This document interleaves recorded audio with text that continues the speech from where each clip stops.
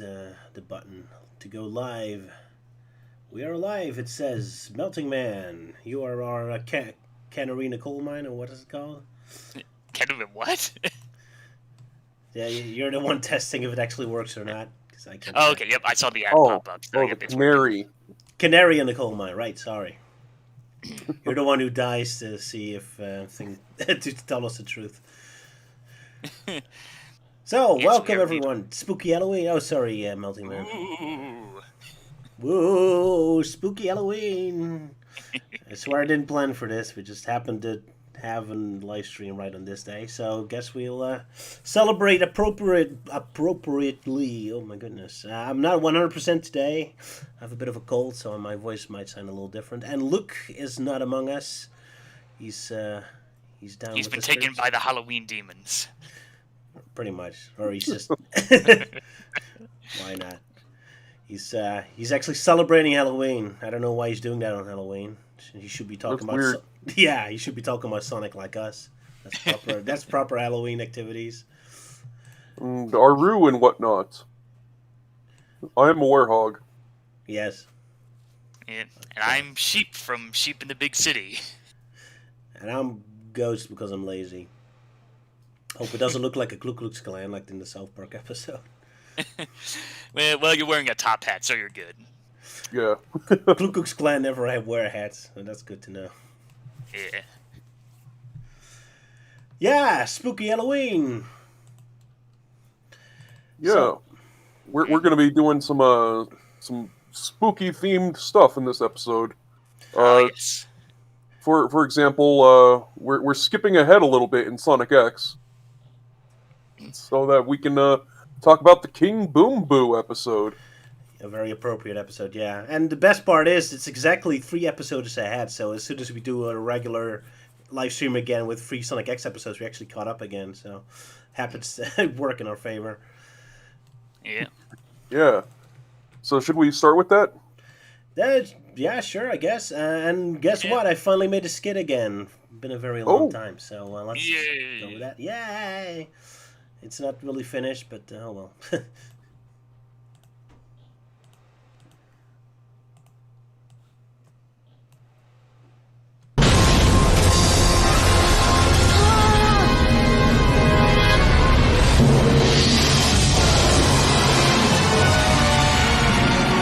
I've always loved you, Amy.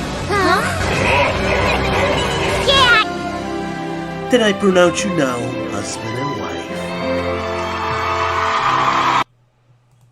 Ooh, sorry if the sound was a little loud there. Immediately start with a loud bang. But yeah, been a while since I made these skits. I love that part when it goes suddenly acts like does the Sonic voice. And tells her he loves her. Maybe I had to add an extra little scene with the animation to really set it up better.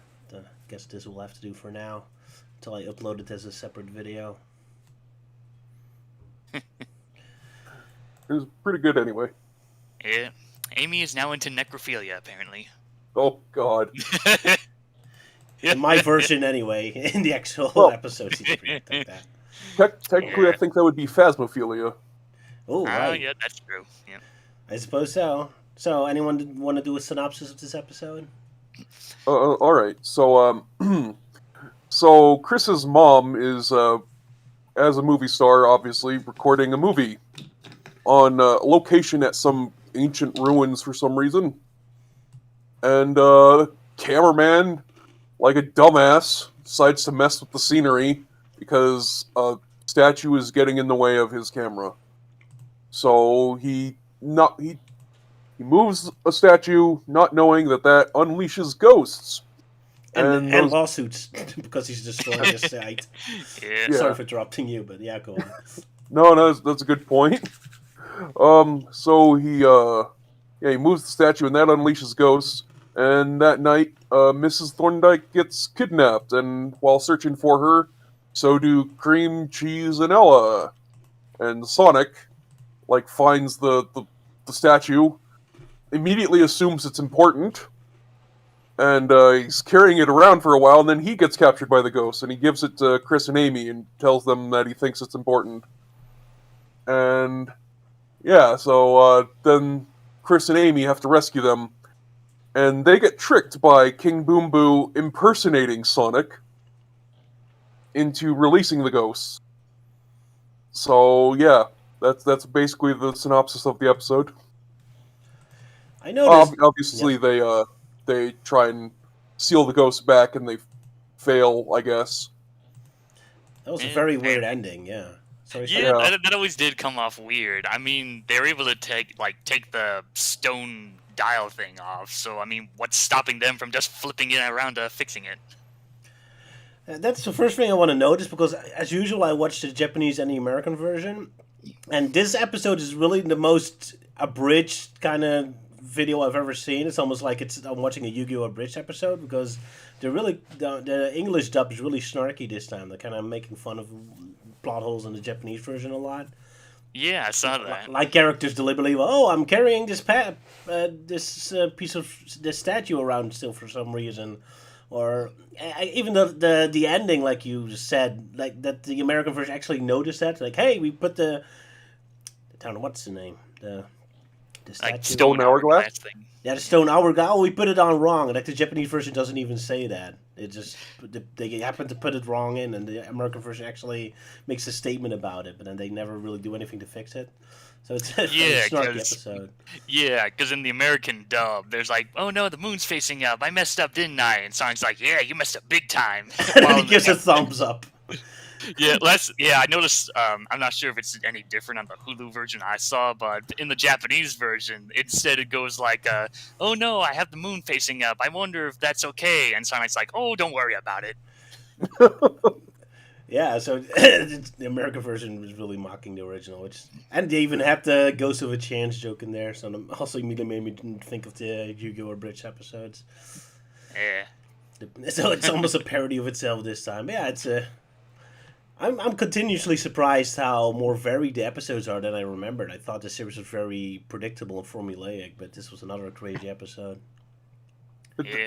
This was a very funny episode in a lot of ways. Intentional and unintentional, yes. One of my favorite lines from early on is the cameraman. Again, I just watched the English dub. But one of my favorite lines is the cameraman going to move the stone hourglass and then just saying, "On second thought, I'll move the camera." Yeah. If that wasn't the obvious option, Yeah. but instead he moves it behind the statue, so now it's in the shot. So then he decides to move the statue anyway. yeah. I always love how dumb the people are. Which kind of surprised me. I'm kind of shocked that the police officer wasn't stupid. Because Yeah. usually cops in this show are dumb as heck. But so when the cop showed up, I thought, oh, he's just going to be an idiot again. But he actually did take it seriously this time. Not that he was ever useful or anything, but they actually played it Yeah. straight. Just shows Yeah. up at the end to give a bit of exposition about the ghosts. Like, Yeah, this is something that people just know about.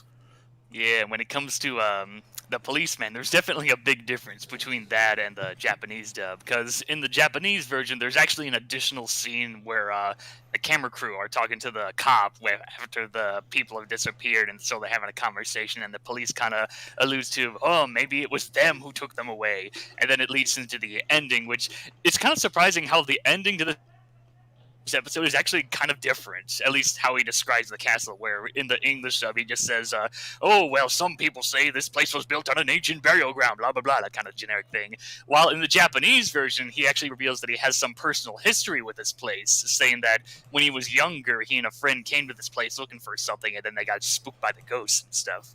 I think the Japanese version even implied his friends died there. Maybe that's why the English version changed it. Yeah, I don't know. I didn't see, like, it just kind of cuts off. It's like, oh, me and a friend were here once. But yeah, I can imagine that his friend died here or got captured into ghost purgatory or wherever the ghosts live in.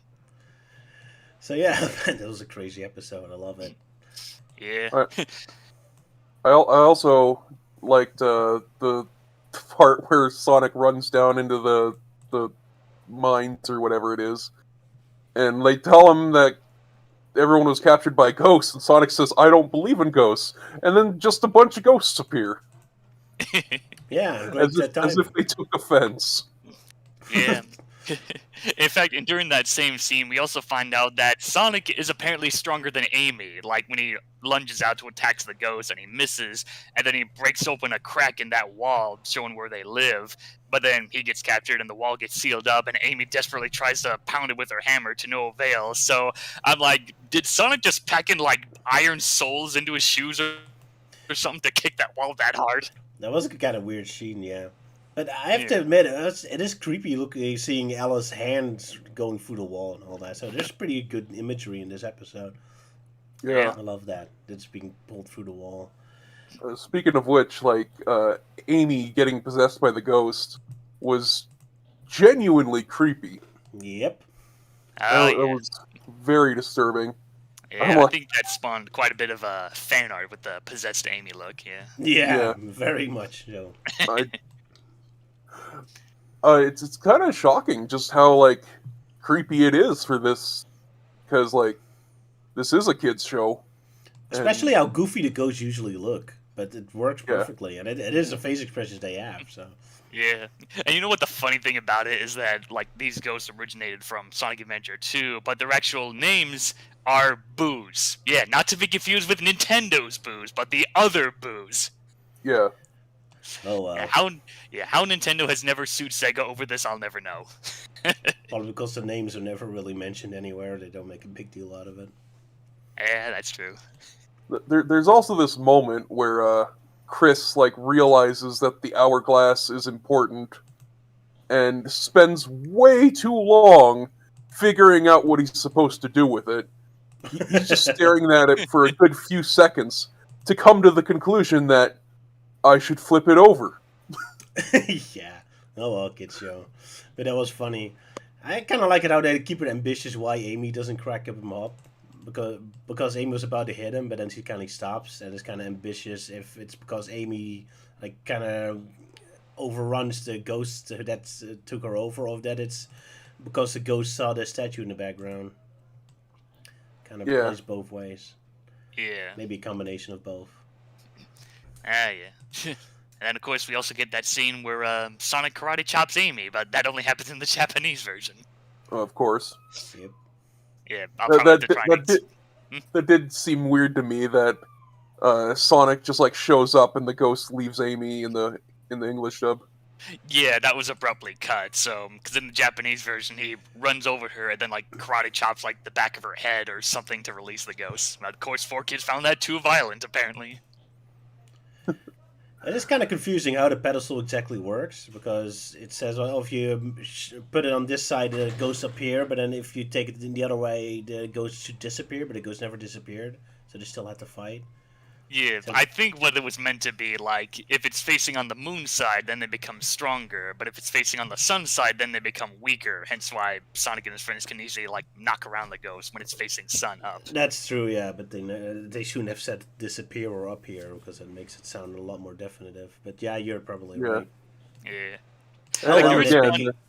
And There is one weird detail that kind of really annoys me, is the whole bit where King Boom tries to mimic Sonic's voice to trick Amy into, putting the pedestal on that space to release the ghost. So, because in the English version, it switches from Sonic sounding normal, and then suddenly it goes to like this real deep voice, like, "Oh, hi Amy, I'm Sonic the Hedgehog."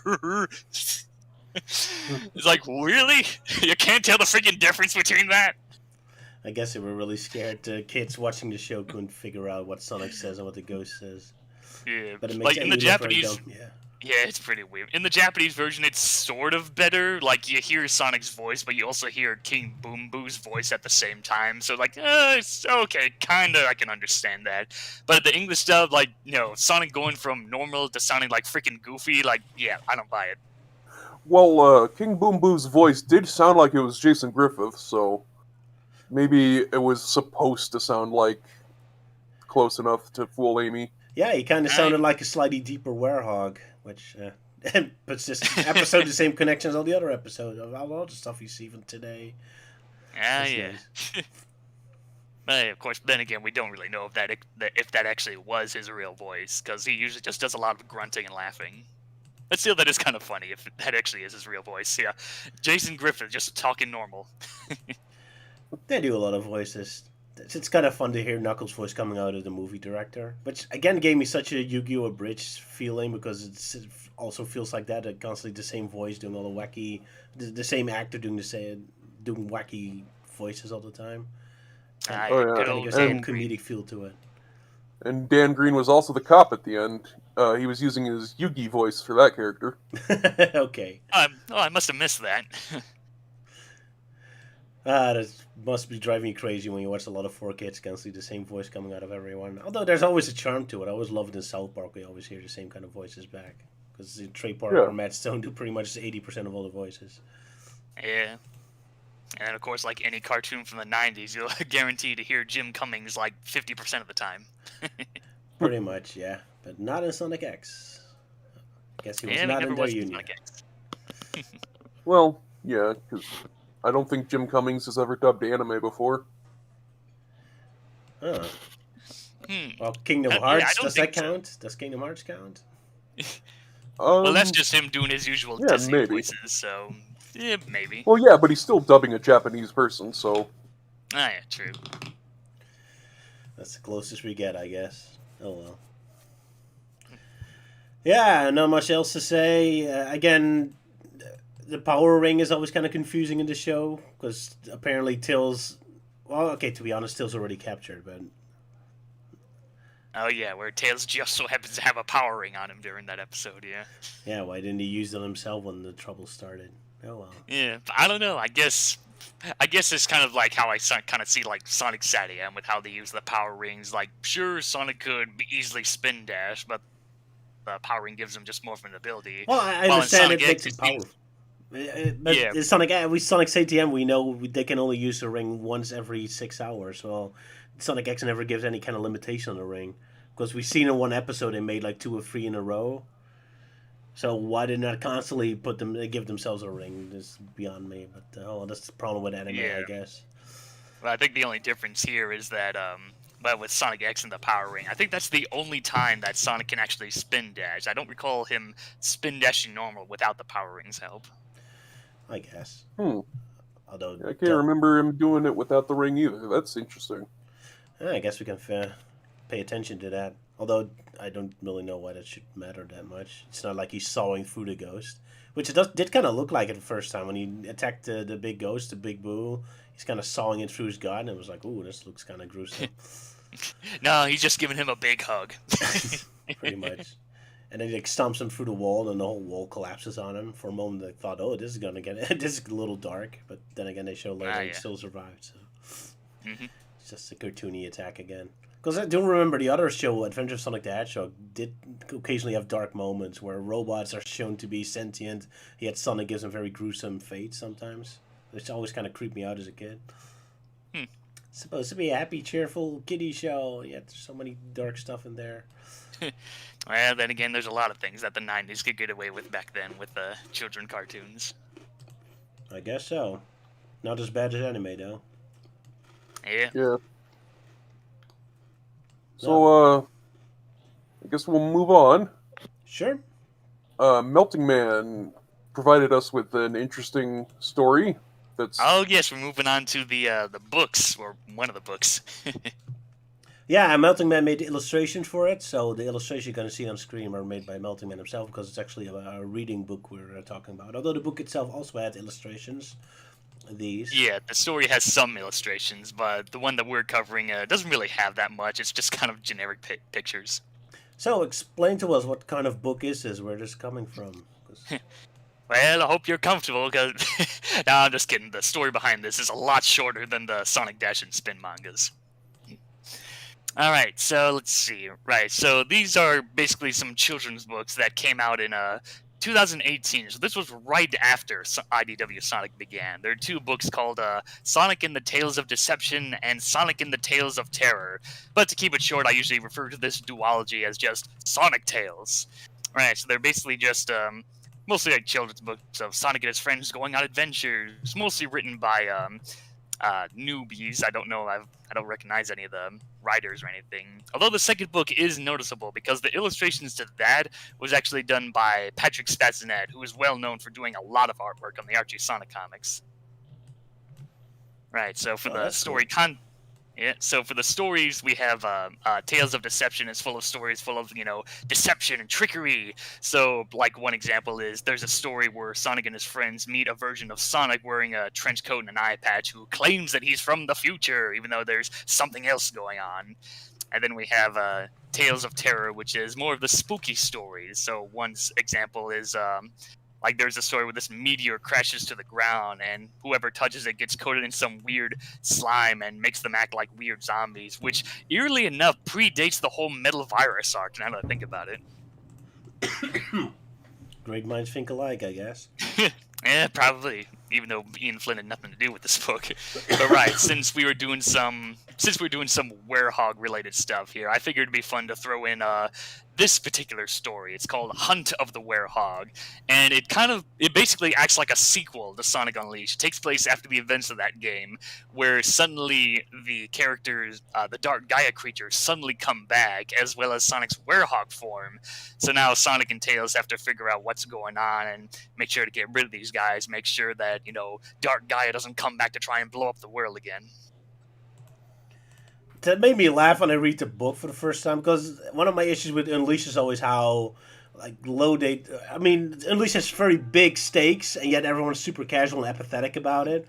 So just reading Amy and Sonic talk about Dark Gaia, like, oh, he's just a stupid creep that attacked our planet before. It's like, Dark Gaia is your god. He was there at the birth of your planet, and he will be there to destruct your planet. Yet they did talk about it, but like, oh yeah, it's some stupid creep, whatever. Like, that's such a Sonic Unleashed thing where everyone's so super casual about these huge epic things. It always drives me insane. I mean, I guess it's the same with Forces.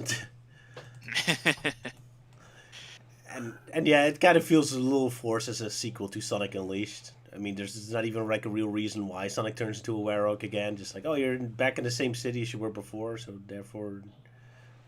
That's actually something I did want to talk about. Is Sonic's re-transformation into the Werehog doesn't really make sense with the canon reason of why he transformed in the first place, which was because Sonic was so close to the Chaos Emeralds as their negative energy was used to bring out Dark Gaia, he got kind of infected. But that infection was taken back by Dark Gaia himself at the end of the game, so Sonic shouldn't be turning into the Werehog again. Unless the Dark Gaia did it again, I guess. Yeah, it was probably Dark Gaia energy seeping out that somehow contaminated him. That's kind of what Archie Sonic did in the new canon, but I'm pretty sure they didn't read that. But yeah, it's clearly it's just supposed to be like a cheap Unleashed sequel. Yeah. Kind of funny. Dr. Professor Pickle returns too. Like, does he ever show up in anything that's not related to Sonic Unleashed?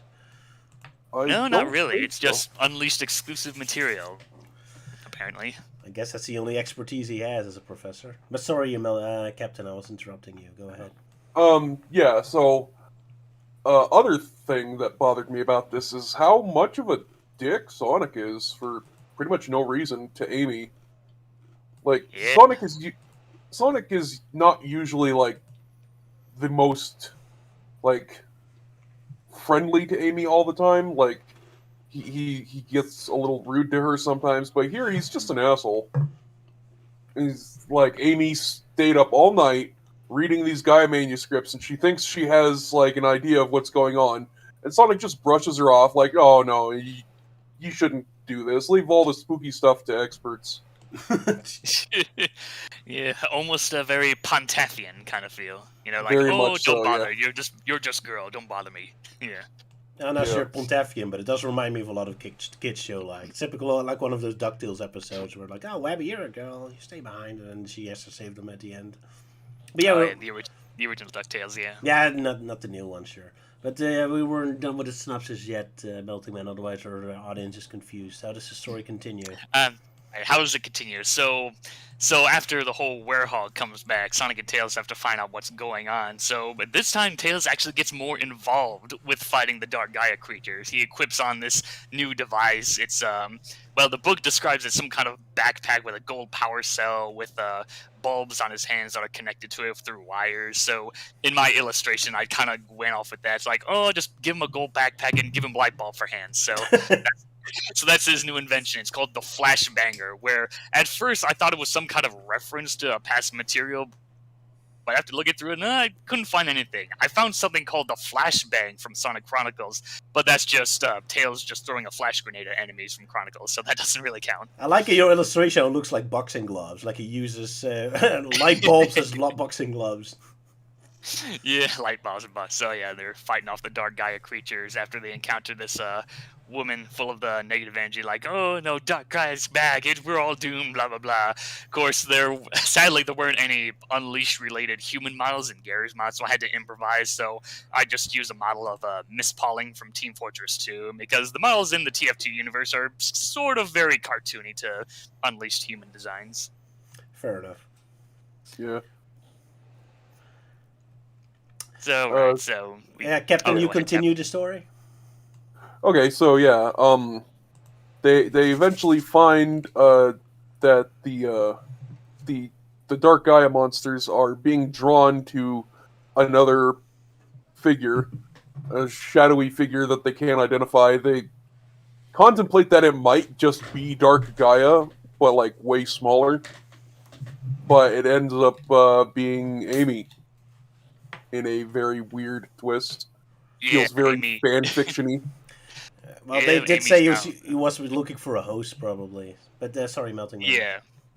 But yeah, looking for a host, that was. So yeah, Amy is fully consumed by the Dark Gaia energy, where in my illustration, I did follow most of the details, like, oh, purple glowing thing floating, blah, blah, blah. The only thing I took some creative liberties on was the eyes, because in the book it just says that her pupils were solid black. So instead I decided, well, let's make it more creepy. Let's make both of her eyes entirely black. Sure, why not? Yeah. So here's the second horror story where Amy gets possessed. It's a popular trope, apparently. Good thing she doesn't show up in another video, otherwise she'd probably be possessed again. Yeah, so... But this Right, time so it's on she- purpose. So continue, Captain. Yeah, because it was all a ploy, and she was secretly stronger than the Dark Gaia monsters, so she was able to fight off the possession and work with Tails to set up a trap, but not before guilt-tripping Sonic into apologizing. Yep. So that's why I said it reminds you of this old DuckTales episode where they the whole episode, well, you're a goal, stay away, and then in the end she has to save everyone. That's pretty much what this Yeah. was. It definitely took me a while to understand the whole ending. It's like, oh, Amy's evil, but then she fully calls on Tails to use his powers. So, I don't know. In some ways, it just kind of reminded me of one of your older cartoons, Roger. Like, it would play out something like, Sonic, I am fully consumed by the Dark Gaia energy, and now I am super powerful, and now I shall let one of your friends defeat me. Mwahaha! Something like that. Fortunately, it wasn't that stupid, although I wouldn't be surprised. But yeah, I guess the idea is that Amy was stronger than the influence of Dark Gaia.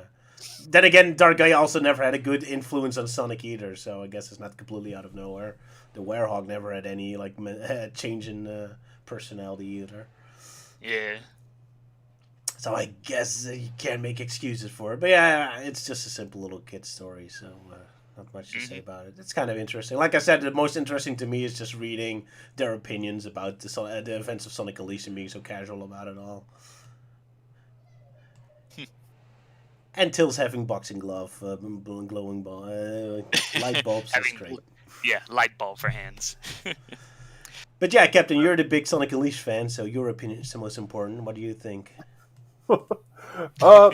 Well, it's very interesting. I like the ideas behind it. It doesn't really make sense, but like, if this was like something that happened during the events of Sonic Unleashed, I think that would have been really cool. That would be cool, yeah. If Yeah, Dark that would Gaia be- looks for a host to actually be an active henchman, that would be awesome. That would be a great way to get Knuckles or Shadow in the story. Could actually be Yeah. enemies again because they're taken over by Gaia.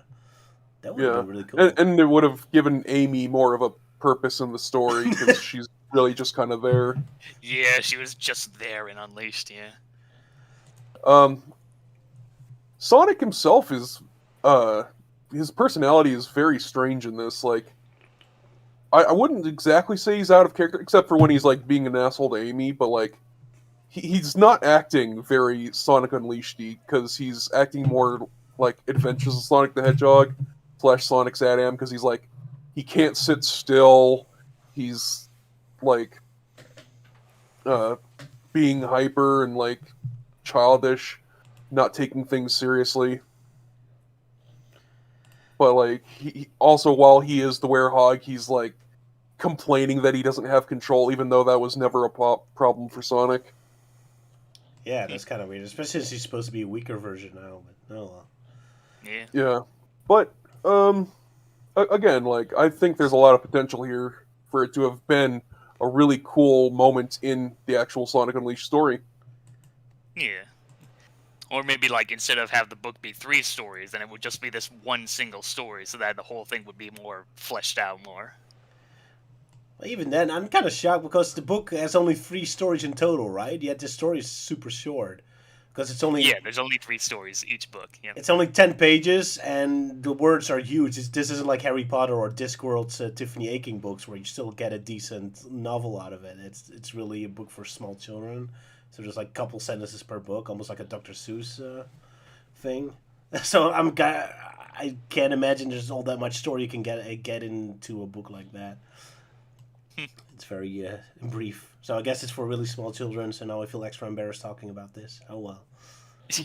Well, I figured since this was like something Unleashed related to Sonic Unleashed, I figured this would just be a extra bone to throw at the captain for. It was an Oh, I interesting look. appreciate it. Thank you. Yeah, you're welcome. Yeah, and speaking of Sonic Unleashed, the big event, Captain. Night of the Werehog. This Ah, was a special animation made by Marza Studios to help promote Sonic Unleashed, which is very weird, but I like it, of course. The animation in this is absolutely phenomenal. It just yes. looks so good. All the destruction from the fight scene at the end just looks so spectacular. So the story is that there's these 2 ghosts who love scaring people and taking pictures of their reactions and giving the pictures to a girl ghost who loves looking at pictures of people scared. Sir And the one she thinks looks more scared, that ghost gets a kiss on the cheek, and these ghosts are very competitive for that kiss. Yeah, so basically, in more modern terms, these 2 are like the ultimate simps, or whatever it's pronounced.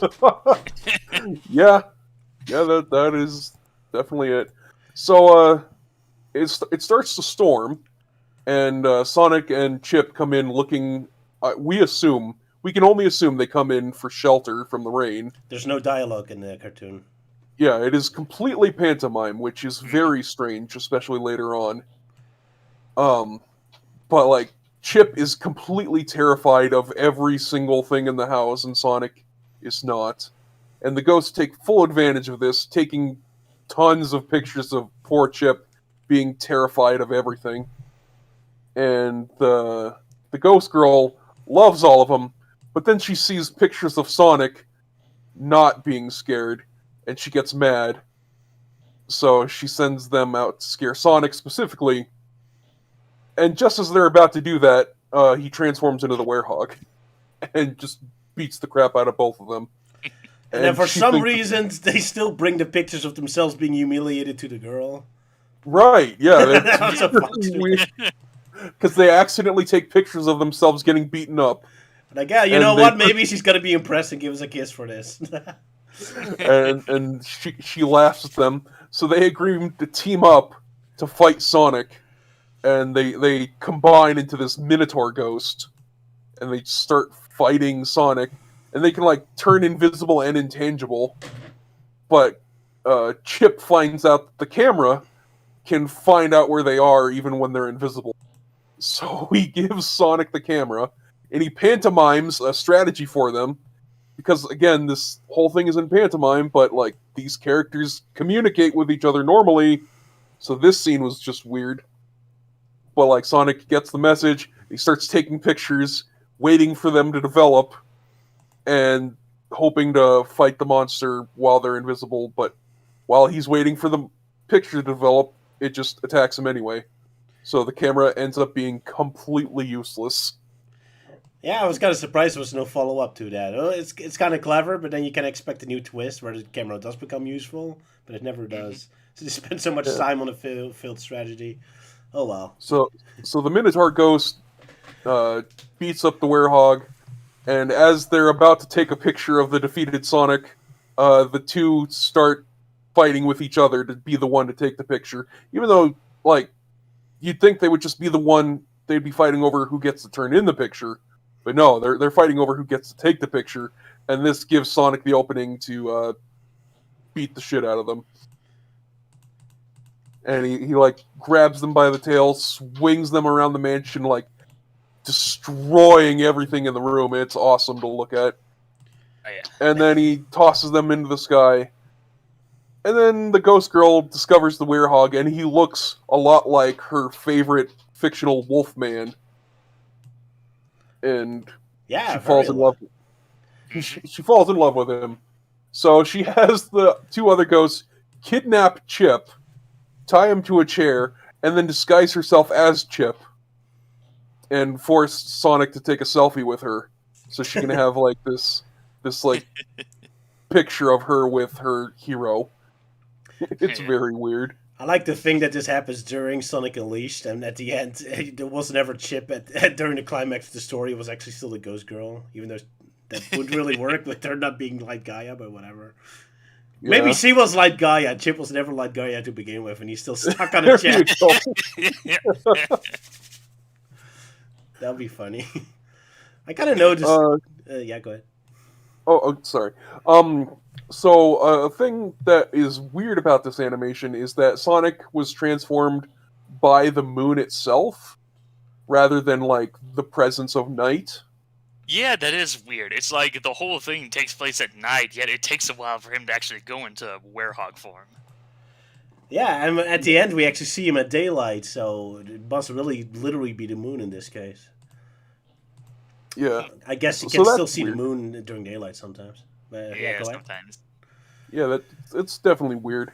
There's also like the moment where they're passing by the mirror, and it's weird, like, because Sonic's reflection doesn't have a mouth, and like obviously the reason is because like his mouth is on the side that's facing the camera, but obviously that's a style choice. His mouth is not literally on the side of his face, so the fact that his reflection doesn't have a mouth is weird looking. Well, then again, Yeah, it could good be point. worse. They could have done what Sonic Lost World did and give him two mouths in his supersonic form. Yeah, that's always kind of weird, especially since sometimes he does have the mouth in the middle, so it's not like they have to have it always on the side. I thought it was Yeah. only during specific face expressions, because most yeah, go ahead. Yeah, well, the way Shadow the Hedgehog does it, and I think that game does it the best, is the mouth is on the side that is facing the camera, obviously, but like if the character's head turns towards the camera, the mouth moves to the middle. And I think that's the way it should be done. Yeah. Fair enough. So for this, it would have made sense if like his reflection also had a mouth on the side that wasn't facing the camera, so that like his reflection isn't just mouthless. Sure, makes sense. Although I have to say I didn't notice that, but yeah, considering how detailed this animation is, I guess that really should have been a detail they thought about. Yeah, it's Yeah. surprised just how detailed the animation is, especially with the animation and the facial expressions. And I'm just like, man, remember when Sonic characters actually had facial expressions rather than just those stiff poses and nowadays? This is definitely a cartoon you want to see frame by frame sometimes, especially doing all the montage where they scare Chip and all that, because there's so many crazy yeah. face expressions in a split second. Yeah. Oh man, I at this moment I love it because I was sort of looking at it sarcastically. I especially love the scene where Chip and Werehog are drinking tea, because the whole time they're just breaking into a house without any permission. They're tracking mud everywhere, and now he's actually making tea for himself and just sitting in the chair. Yeah, Talking about like, Sonic being a dick.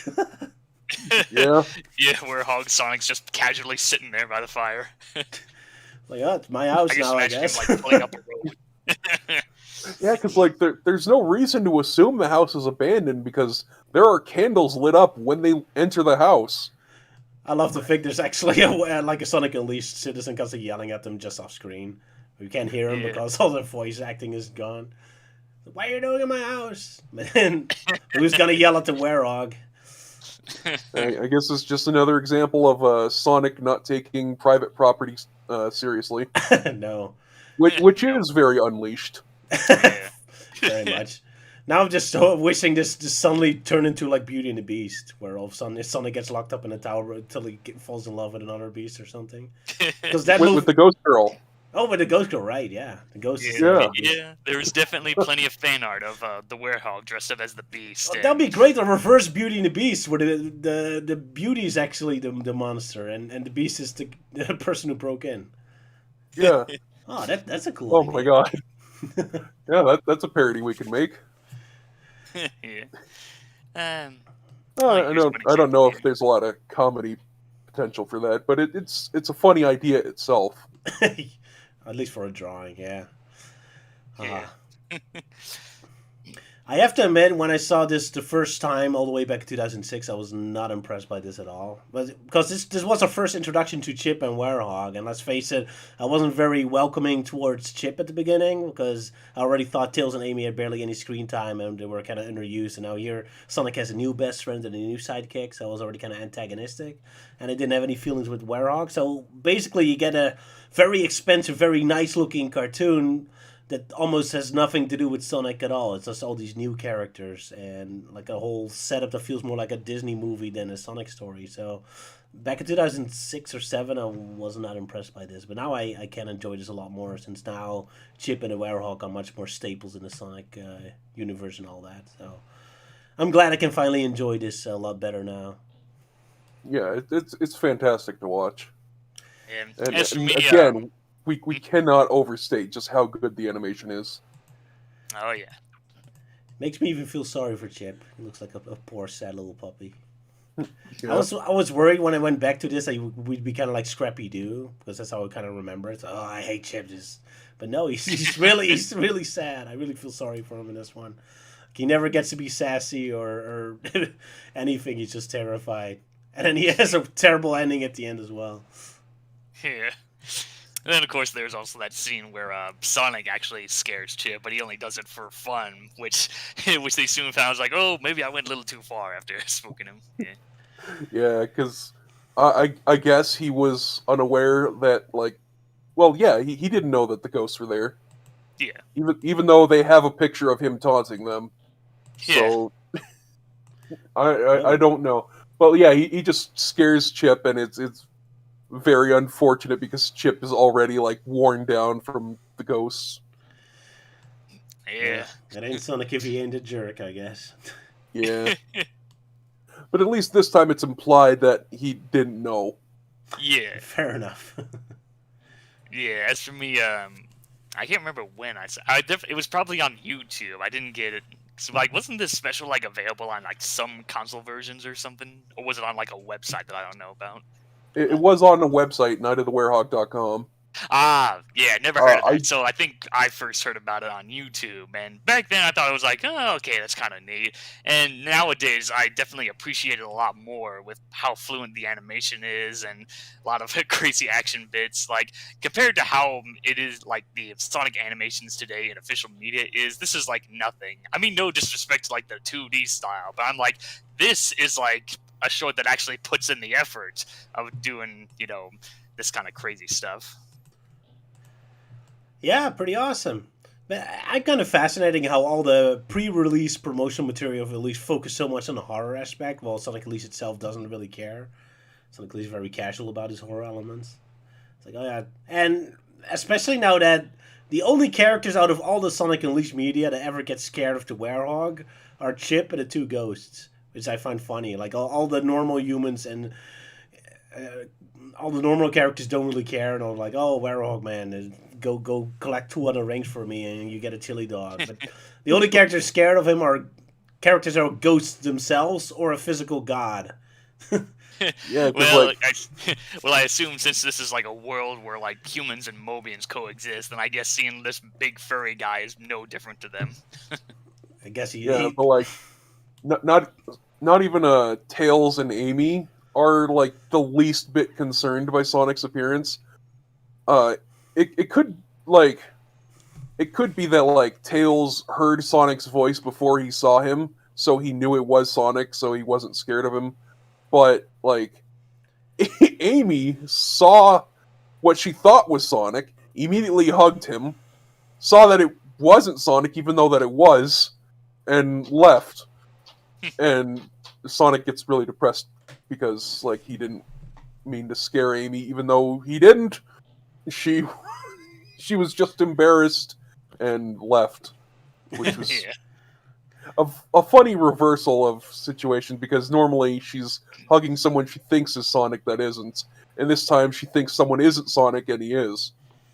I guess it's the final punchline of that running gag, because that gag never returned anymore. Now Amy's too progressive to make those mistakes.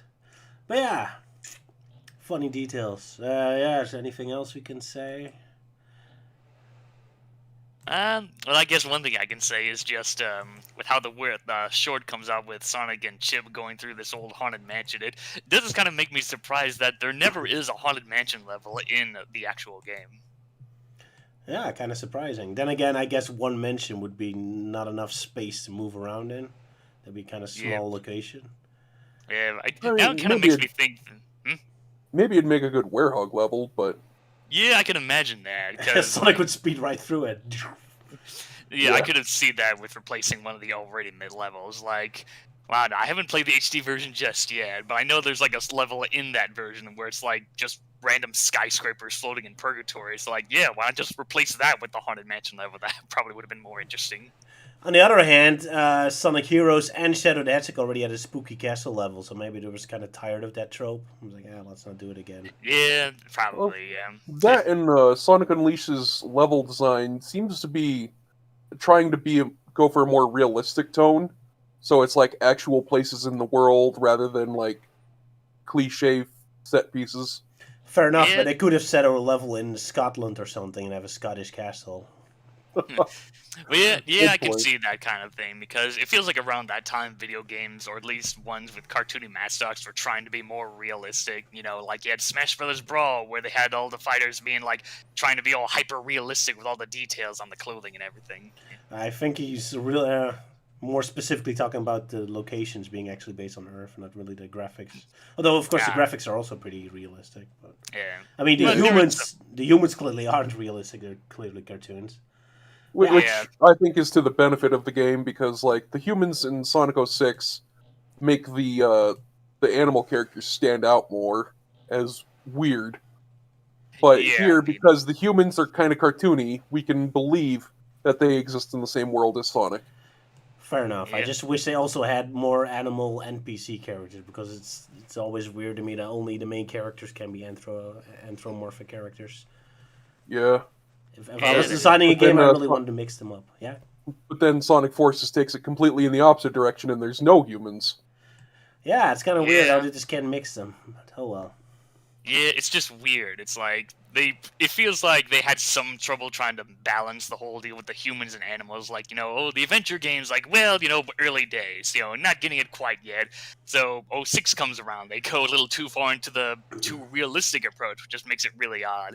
So Unleashed came, then they toned it down. It's like, okay, that's definitely the better way of doing it. But then, of course, back then Unleashed wasn't well received, so like, all right, screw it, let's just kill off the humans and just only populate it with talking animals. Ironically, despite Sonic Adventure starting that element, it is one of the few games actually did have animal NPCs through the Echidna tribe. Although I guess it doesn't really count since in the past, but technically it did have anthropomorphic NPCs. So there you go. Yeah, that and the fact that it's like a very brief stage that you really can't revisit in any of the story modes, so it kind of feels pointless and very easy to miss, like talking to any of the random Echidna villagers. Yeah. It's always been a bit weird, but I liked it. Anyway, and now I'm just fascinated by the Wolfman looking so much like the Werehog. So you said there's a theory it's actually like a movie character? Because I kind of wish Sonic at least went into that Sonic kind of looks like a cosplayer to the perspective to people. But, you're the Wolfman. Are you doing Halloween? Because I was really confused when I saw this. Like, that's weird that the random movie poster looks like Werehog Sonic. Yeah. That is an interesting coincidence. Well, obviously, like, it's... yeah, sorry. So, like, werewolf stories are pretty common, so it would make sense that there is a werewolf movie series in the Sonic world, and it's funny that the Wolfman from that just looks like Sonic's Werehog form, like shockingly like him. That kind of also makes me wonder why would werewolf movies even be popular in a world where anthropomorphic characters are already normal?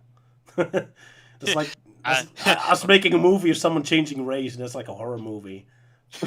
Well, maybe in the Sonic universe, people just find werewolves sexy compared to all the different Mobians there are. Oh, maybe it's not a horror movie, but important. Oh, Yeah. oh no! Yeah, we did just assume that it's a horror movie. Oh no! Well, I mean, like in that one panel, one of the frames, he's clearly not wearing a shirt, so you never know. Yeah, that's the thing, because in the other one he is. Yeah. He's wearing clothes in the other one, even though that's something that werewolves don't usually do. Even like So the fact that he's wearing a shirt in one implies that he normally does, and he's not wearing a shirt in the other one. Oh my! Oh my! I mean, Oh that's no. I mean, that Ghost Girl does have a crush on him, so it does. It does fit. Oh no. Oh yeah. In fact, yeah, Night of the Werehog in a nutshell. Everyone's a simp. Oh, and that's why all the villagers immediately want to talk up with Werehog Sonic. Like, hey, baby. Let me stroke your soft fur, big boy. Sonic Unleashed just became a lot creepier in the worst kind of way. Sorry. Well, there is there is a Rule 34 model of the guy, but yeah, let's not get into that now. Let's not. No. This is certainly something I was not expecting to talk about today. Sorry, Captain. We'll drop it before we ruin your childhood. Yeah. No, it's okay. It's too funny. Yeah. Do you regret your Halloween costume now? A little bit, yeah. I gotta avoid any ghost girls, or I might get molested. No, I think he's in denial, because I think he wears that as just a onesie whenever he goes to bed. Looks You weren't comfortable. supposed to tell them. Looks comfy. It It does is. look very comfy. It's Yeah. very soft and warm. Yeah, nice, since the October month is usually pretty chilly most of the time. Yeah. Definitely. So smart thinking. Just like your sheep outfit. Also, it looks very comfy and warm. It's very comfy and warm, and, well, just for the fact that Sheep in the Big City was the very first episode I covered on my Forgotten Media series, so it's very fitting. Personal touch. Yep. But yeah, I guess we're finished talking about this short. So again, animation is awesome and amazing. I respect the cartoon a lot more now than I did before. And I just love Sonic casually breaking in and just making himself a cup of coffee. Yeah. So I love that little little detail. Yeah, maybe there wasn't a coffee machine. Maybe it's just secretly, I don't know, watery sludge. That would kind of explain Chip's expression in that still there. Sure. Poor Chip. Poor Chip. Man, he really gets it rough. Yeah. I guess we could try and answer some questions if anyone's posted any in the comments section. Yeah, somebody asked if we've heard of Five Nights at Sonic's. No, I haven't actually. Yeah. I think also have not. I'm Didn't not you guys surprised it exists. Sorry, Milton. Yeah. I was about to say, like, didn't you guys briefly mention that in your, Sage 2020 fan games episode? Because I remember, like, the captain brought it up, like, oh, there's Sonic horror games. And then it just kind of quickly sidestepped because that wasn't your guys' thing. Oh, that could be. Yeah, you're right. Maybe we did brought it up, but yeah, we never played it. Then again, I'm not really a big fan of those kinds of games. I mean, I enjoy watching other videos about it and the story behind it, but actually playing it, nah, that's not my thing. Yeah, I am an enormous wuss when it comes to horror games. fun but true story is there's a game called Chex Quest, which is a cereal themed reskin of Doom, and that game scared the crap out of me as a kid. Oh Oh wow. wow. And you would think like, oh, it's just like childish fears of something, but they recently re-released the game in HD, and it's free to play, and I played it, and I'm still terrified of that game. Oh really? Yeah. Because I love the cell shaded graphics, so I would have loved this as a Yeah, kid, man. not in a scared way. Though Duke Yeah. Nukem 3D did scare me because you have these stupid slime monsters that suddenly jump up on the screen. Oh man! As soon as I hear those monsters, I immediately start shooting my machine gun like crazy. Like, get away from me! But the Chex Quest, no, I never had that effect. Yeah. As for me, no, I haven't played the Five Nights at Sonic's thing. I did play some of the Five Nights at Freddy's games. I managed to get through some of them. I'm not that big into horror games, but that was back in the day when, like, oh, I'm gonna jump on the FNAF bandwagon. Whee! So yeah, I only played like the 3 games, and then I think after 4, I just completely lost track of the series. If I'm gonna play one, I'm thinking I'm gonna play the 6th one because they also had like a pizzeria simulator too, and that looked kind of fun. Oh, Yeah, yeah. it's like So- a combination of like doing the usual hiding from the animatronics, but there's also like some like upgrading your pizzeria, so like, oh, buy animatronics or kitty rides to upgrade your pizza parlor, blah blah blah, that kind of thing. Yeah, Yeah, it's a and lot that- of fun. And that is the only game where you can completely avoid any horror aspects at all. By Right. just like not inviting evil animatronics into your establishment. But if you do that, you get the bad ending, obviously. Ah, yeah. Or the lazy ending, if you literally do nothing. And then of course there's the other non-scary FNAF game, FNAF World, where all the animatronics are designed like chibis or younger Yeah. versions. But yeah, apparently no one likes to talk about that game. Well, it has very huge lore significance, so Oh, I didn't know that. I thought people just wrote it off as non-canon. at first, but then like a whole bunch of lore got dumped into the game, so now it's necessary to figuring out a whole bunch of things. Ah. Someone asked our thoughts on Sonic Omens. I think we did talk about it in the Sonic Oh, fan game, or did we? Yeah, you talked about like an early build or a preview of Sonic Omens, yeah, when it had a different name back then. I'm looking Wasn't it up. that the Red Ridge original name? It might have been. I mostly just know it as the Sonic fan game that caused a lot of drama, all because the creator was using Kickstarter to actually get this game made, which people call now like, no, that's illegal. Trying to make a fan game out of money with an official property that someone else has. Or Oh, something now I like that. remember the complex cutscenes and that had Sonic Adventure 2 style levels. Yeah, we never talked about that. That's true.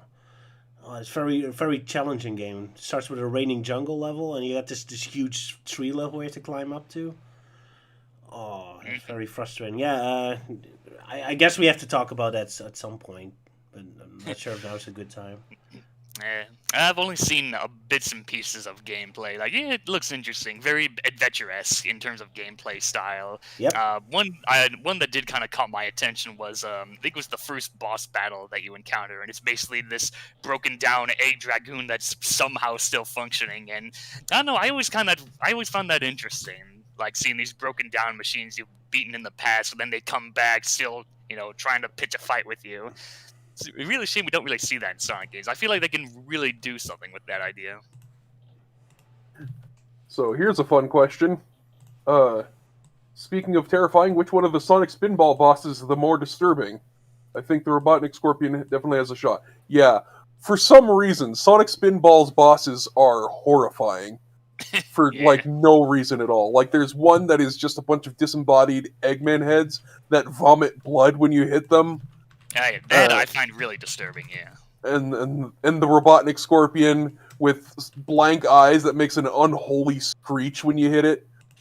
Yeah, that's freaking And Screech. one boss that is just a literal roboticizer that you can see working. I don't know why the Sonic Pinball game decided to go so hard on the disturbing factor, but they did. I would say the most disturbing, like, from like the more you think about it, the more disturbing it is the roboticizer one. But just like which one's the creepiest, I would say the Robotnik Scorpion. It's so freaky. I have to admit, I played a game on the Sega Game Gear that I don't think had bosses, or only the Eggman face where he doesn't look so scary. And after that, I never played the Genesis game, so I missed out on the scary bosses. Although looking at it, yeah, I can see how intense it is. I guess it really is based on Sonic's ATM. Yeah, well, the Freedom Fighters do make a cameo in one of the mini games, so I think that was probably what the direction they were going for. Although I don't remember that show being this dark. It probably couldn't get away with a lot of this. But yeah, my vote goes to the Scorpion, I guess. Although, wow, act blood out of their heads? That is... Whew. Yeah, I'm gonna be the odd one in saying that the floating Eggman heads found vomiting blood or lava or whatnot. Yeah, that I find really disturbing. It's definitely a close race. Wow, I never actually knew this. I'm learning a lot of old games today, or this week, because I also learned this week that Sonic Triple Trouble had a level I never played. Apparently, in the main menu, if you pick the time attack option, you actually get a brand new level, which I never knew as a kid. Yeah, there's like a special time attack level where that's basically Turquoise Hill, or I don't know how to pronounce that, but the first zone. Turquoise Hill, yeah. But it's a whole new level layout with other, even with the minecart in and all that. And now, and I'm learning about these terrifying bosses. So it's a good week for me this week. Yeah, 'tis the season. Just a season of learning new details about your favorite Sonic games, I guess. Yeah. But yeah, Sonic Triple Trouble. I actually remember that being like the first Sonic Game Gear game that I actually managed to complete. Even though I got the bad ending, I didn't get all the Chaos Emeralds for it. So you still didn't beat it, huh? Well, technically I beat it, just haven't 100% beaten it. Fair enough, I count that. Yeah. So now there's a question specifically for you, Roger. Oh boy. Basically they're asking who made the Ice Cap remix from Night of the Werehog. Huh? Did we use Ice Cap sound for that? Yeah, okay, so a long time ago, me and Alex Evil Duck, we made a parody of of that Werehog cartoon, but then made a Christmas themed and starring Shadow, even including Sonic Paradox people. I have no idea how that happened. Alex was doing did a lot of the arranging, but I don't recall Ice Cap showing up in that. I'm afraid I'm not going to be much helpful. I really don't remember much about making that cartoon. It was a weird time in my life where I had very little sleep and holes in my memories. So basically doing what the actor of Marty McFly was doing, getting a little sleep while working on Back to the Future. Pretty much, yeah. Yeah. Yeah, I don't think never heard of Night of the Werehog. That was like the Christmas parody thing you did. Yeah. Is that the one with the thumbnail with like Shadow pulling up a gun trying to shoot Santa or whatnot? Correct. Yeah, from the end. Yeah. I haven't seen that one. I really got to get around to seeing it. I've only seen the Unleashed in Minute parodies that you did. Fair enough. But yeah, this is really specifically a parody of the cartoon we saw. So it's about the three ghosts again. I'm trying to get a screenshot.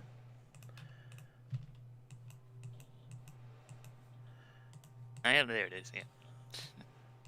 It's a stupid ghost. I love this joke where he's trying to scare him and it doesn't work. And still he just keeps going. But yeah, Ice Cap, yeah, I'm sorry, I don't think I can remember. It's been too long a time ago. Doesn't it say in the credits? If there are credits, yeah, maybe somewhere. Yeah, I remember we have pretty long Here's another question. Thoughts on giant monsters in the Sonic series? Well,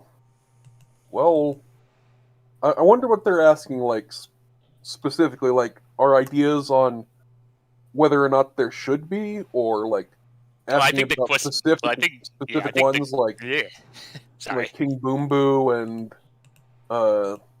like, the giant worm that's showing up in things. Giant sandworm, yeah. I think this question is just asking our personal thoughts on all the different like giant monsters in general in the Sonic games or in different medias. I don't really have much thought about him. I'm not a big Yeah. fan of monsters and monster designs. I mean, I like. Actually, Sorry, yeah.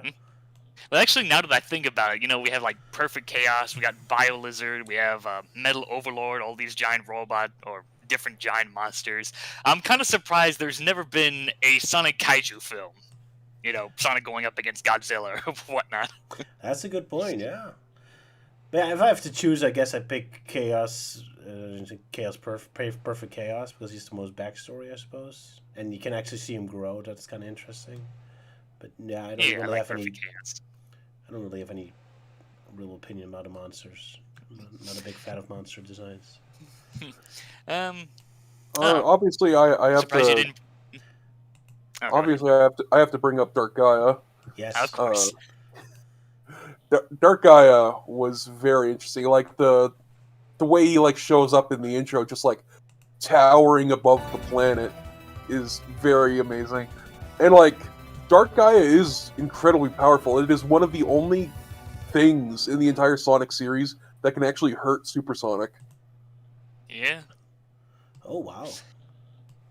And especially when he gets creepy, when he becomes more powerful, and you see like all these different eyeballs popping out of his rows of sharp teeth. Hey, I suddenly Yeah. realized something. In the cartoon we just watched of the Night of the Werehog, the two ghosts, they're the only monster the Werehog never got to defeat. He never actually defeated their being when they're a dual monster. He could only defeat them when they were distracted. So as an actual monster, they were indestructible for Werehog Sonic. Oh yeah, that is true. That's a good point. So he must be the strongest monster then. Sonic never got to defeat him. But sorry if I suddenly interrupted someone, but I suddenly realized that. No, that's a good point. Yeah. The Bio Lizard I thought was a very interesting addition. I wish it was Ah, yes, explained a that. little more because there is a lot of potential going on. Yeah, because like a beta version of Shadow who can barely breathe. And Yeah, the prototype of the Ultimate Lifeform project. Yeah. So yeah, that's something I should like clarify because like this is something a lot of people have confusion about is like why is the Bio Lizard the prototype of Shadow? They're like not similar at all, and the reason is actually because Professor Gerald had a weird fascination with the ancient Echidna tribe, and so he believed that like some of their prophecies might have the key to immortality in them. So he based the Bio Lizard off of the murals of Chaos, and he based Shadow off of the murals of Supersonic fighting, ironically, his own grandson. so Biolizard is basically perfect chaos then. Oh wow, that's an awesome thought. Yeah. Yeah. Well, and like this isn't quite speculation because like the artificial chaos is also part of Project Shadow. Like they have the Project Shadow logo on their heads, so they were obviously like prototypes to the prototype. Oh, nice. I never thought about that. Yeah, and Gerald was also the one who discovered the Gizoid, so Yeah. he definitely had some weird fascination with the ancient Echidna tribes. Gerald Robotnik, a weirdo, never would have thought. Yeah. Giant monster parodies in Archie and Sonic X. Like, oh yeah, now I remember. There was another giant monster in Sonic. That was a Titan Metal Sonic, or Metal Sonic Kai, as he was called in Knuckles Chaotix.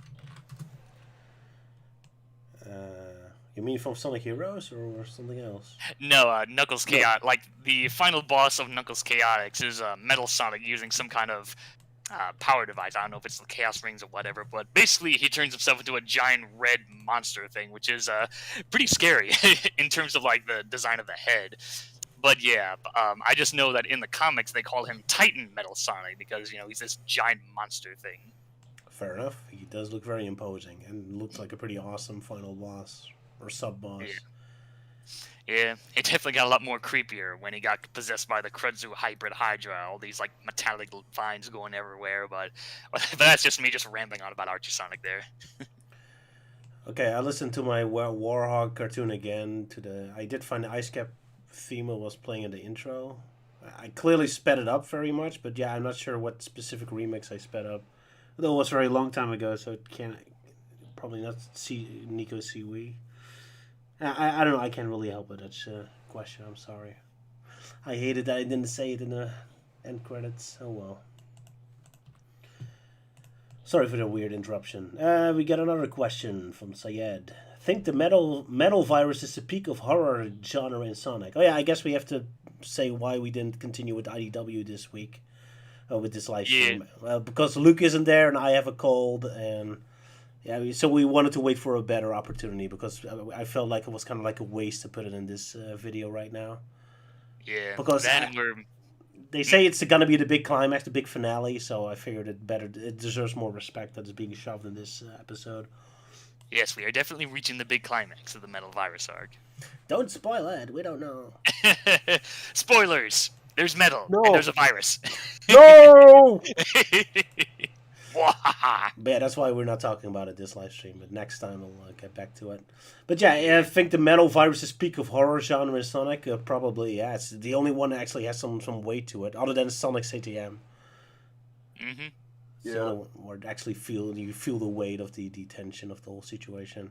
Although the only problem is because it's really IDW is chained to the main game, so you just know there's going to be like a reset button that's going to fix everything magically. So that kind of ruins the fun. With Sonic CTM, there's a lot more attention because you generally don't know where it's going to go, because it's not tied to the main games. It can go in any direction at once. So there's much more tension and chances for things to go completely wrong with that show. Or in IDW, you just know everything's going to be fixed eventually. Yeah, that can be one downside with being tethered to the games, having to abide certain rules, which I know Archie Sonic didn't do that in the old canon, but of course people complain like, oh, these comics suck because they're nothing like the games, and that always pissed me off. I mean, like, well, okay, well, what about Sonic CTM, Adventures of Sonic? They're nothing like the games. What's their fucking excuse? Oh, well, people just... I guess Archie just went a little too far in some places, I suppose, but oh well. It's all a matter of choice, taste. Well, yeah, during Ken Penders' time, yeah, they definitely went a little too far in certain areas. I'm looking forward to going through the Archie comics eventually in the future, especially Ken Penders. He's such a legendary figure. Yeah, you did promise to do a Penders Dissected or something like that years ago, yeah. I had a couple of thoughts on him, but yeah, I haven't really done in-depth research. It's quite intimidating to read so many comics. But yeah, well, maybe after the Metal Virus or maybe the next saga we go to the Archie comics. We'll have to go there eventually. Yeah, of course, depends on what specific era. I guess we just start from the beginning when it was still this awkward, goofy Adventure of Sonic the Hedgehog ATM mix. Just move all the way to the beginning, yeah. Yeah. If I'm gonna do it, I want to see the whole thing, the whole shebang, see the whole evolution. I hope you're patient enough, because there's like 290 issues total, and that's not including all the spin-offs and one-shot comics. Oh god. Yeah, it's quite the marathon. Well, so plenty of live streams left to come then. That's good. Yep. Plenty of videos to fill up. Yeah. Well, then again, we could like also cover the Archie Sonic X comics, since you guys are still trying to catch up on the Sonic X stuff. Yeah, and then there's the English Sonic the comic, and there's plenty to choose from. At least with the Sonic X comics, it's much shorter because they only lasted 40 issues. So yeah, this would be probably a little more easy way to lean into Archie, or at least one version of Archie. Fair enough. Speaking of the 40th issue of Sonic X, I did want to bring up something that I think Melting Man will appreciate. Is one time I accidentally bought an entire story arc. Because I just started getting into collecting the comics briefly, and I started with a series in the Archie's main line called Hedgehog Havoc, and then immediately after that I picked up Sonic X40, and then after that I picked up Sonic Universe 1, and it just so happened that was one story. Yeah, Hedgehog Havoc. Because the hedgehogs fight during Hedgehog Havoc, Shadow uses Chaos Control to teleport Metal Sonic away, and then Sonic X issue 40 starts with Metal Sonic and Shadow appearing out of nowhere. Oh, And cool. then- So Metal Sonic does also show up as Sonic X then, but only in comic form. Yeah. And then at the end, they teleport away, and then Sonic Universe issue 1 starts with with Shadow and Metal Sonic appearing in Blaze's dimension. Oh, what a headache to try to follow all of this. So just Yeah, by it's all that. coincidence, I picked up all these issues that tie together in Wow. one story. Lucky you. Ah, Yeah, well, you should consider yourself lucky, because a good thing you didn't try and follow up on the Sonic and Mega Man crossovers. Those span from, like, the Archie Sonic comics, the Sonic Universe comics, the Mega Man comics, yeah, all of that to tie it together into this full story. Yeah, Melting Man, we're gonna really need you to unravel all this. But you'll yeah, mer- yeah, but yeah, with Sonic X issue 40, it's definitely interesting. It's kind of weird how it's the last issue, but it also just so happens to be the only issue in the Sonic X universe, or Sonic X comics, that's actually canon to the Archie Sonic universe. Yeah, and then again, Sonic Boom is also canon to Archie, I guess, now, so... Well, yeah, there was that whole deal with Stick showing up in the second Sonic and Mega Man crossover. Like, there's the chimp guy and the beaver guy also show up, but they do absolutely nothing, so it's just the Sticks only show during that crossover. Well, to be fair, they don't do anything in the actual Sonic Boom show either, so... Yeah, that's true. But yeah, that was more of a one-and-done deal. Which is kind of funny, because after that crossover, there was like, alright, issue 11, and then bam, the whole series just got cancelled. Poor Sonic Boom, yeah.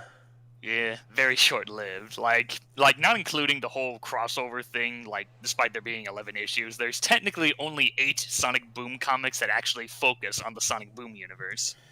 Aw, that's really painful. It's like, Yeah. Oh well, that's how it goes with American comics sometimes. Poor Sonic Boom. Yeah, But I do like- feel like this is part of the whole rumor that, Sega wasn't liking how Sonic Boom was turning out or how it was going, so they decided to pull the plug on the franchise after Season 2 finished airing all of its episodes. And I guess that ended up being true, because after Season 2 finished, then, yeah, that was it. No more Sonic Boom content. Yeah, I wonder if we ever see anything about it. Who knows, maybe you'll get a resurrection like Classic Sonic did. You never know. Yeah, and maybe being better written, because I really don't like the Sonic Boom TV show. I never bothered with the games, but the show I tried to give that a chance. Like, okay, maybe the show is what it was trying to be, the return of action adventure Sonic, while the main games do their own, meta stuff. But nope, it just continues on with the meta stuff. So after watching 5 random episodes, I just gave up on the show. No, the games are much more action adventure than the show ever was. That's not saying much. Yeah, and then with the comics, like, yeah, I tried giving them a chance as well, but after issue 1's like, nope, not for me. I only went back to it just for the chapters of the Worlds Unite crossover. Oh well, but yeah, Sonic Boom, maybe we'll ever get to that eventually in this stream, but not now yet. I guess I'm a little more positive toward it now, because it's kind of done in the past, and I don't really have that antagonistic element about it anymore. But yeah, I was never a big fan of it either, no. Oh well. Yeah. But yeah, even though Sonic Boom can be very scary sometimes, it's not really Halloween themed. I guess our stream is over. Well, it's more scary as being worst kind of ideas you can think of. Wasted potential. Dun dun dun. Yep, but then Sonic Forces remains firmly in place 1. In terms of wasted ideas. But yeah, I guess this week's stream is over now. I guess we're finished talking. I guess so. Yeah, I guess so. Anyone has anything to say? Anything to pitch? Any projects you're working on? Well, recently I managed to finish my Forgotten Media Halloween special. I think at the last live stream I talked about how the episode was going to be about Mr. Bones, but I was having struggle. Well, I was struggling trying to make it, and I promised a friend that we would do it as a co-op episode. So I had to. Sorry, I had to scrap it. Hold on, gotta get a drink. Yeah, I have a cold too. But you did talk about that at the beginning. Yeah, I talked at the beginning. So it was shelved because of lack of interest, and I promised a friend we'd do it as a co-op episode. So instead, I had like 10 days left to do a new one from scratch. Which fortunately I had an alternative, and that was the Crash Bandicoot Tiger Electronic game. And I just chose that because the story behind it is pretty spooky. Like, the game story is like, oh, Crash hears about this treasure hidden in this old mansion, and he goes off to find it, and he goes up against these spooky creatures of the supernatural, like a mummy and a ghost character. The version I played was a little different, but the background was just Crash running through a graveyard, so hey, it still counts. Fair enough. Fair enough. Captain, you have anything to pitch? Not really. Fair enough. No. Well, what about you, Roger? Do you have anything to pitch? Yeah, I was making an IMP episode. It's, by happenstance, also Five Nights at Freddy themed, but I don't think I can finish it, so I probably just upload a preview of it and save it for next year. After that, I'm gonna make another IMP episode because it's been too long. It's been a long time because I think the last because I remember when I got into IMP, that was geez, I can't remember. It was probably a mixture between Newgrounds and YouTube, or at least before your official YouTube channel became a thing. But yeah, I think I started somewhere near the beginning and watched it all the way through, and then last left off were the last episode you did, the whole origins of the IMP. Yeah, a bit of a weird episode, but yeah, I'm picking it back up. So again, my old ancient show, so I look forward to that, I guess. But yeah, really nice to see. Happy Halloween, everyone.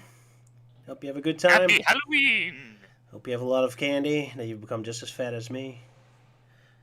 Let's and not. just hope you don't become a diabetic. Yeah. No, probably not. And see you all in 2 weeks again, hopefully with Luke in tow again. Yeah, we just gotta travel through hell to get him back first. Probably. Well, I went through Sonic Boom, so a little bit of hell can't hurt that much anymore. Sorry, true. Sonic Boom. Couldn't help but have a little nut. Yeah. Bye-bye, everyone. Goodbye. Goodbye.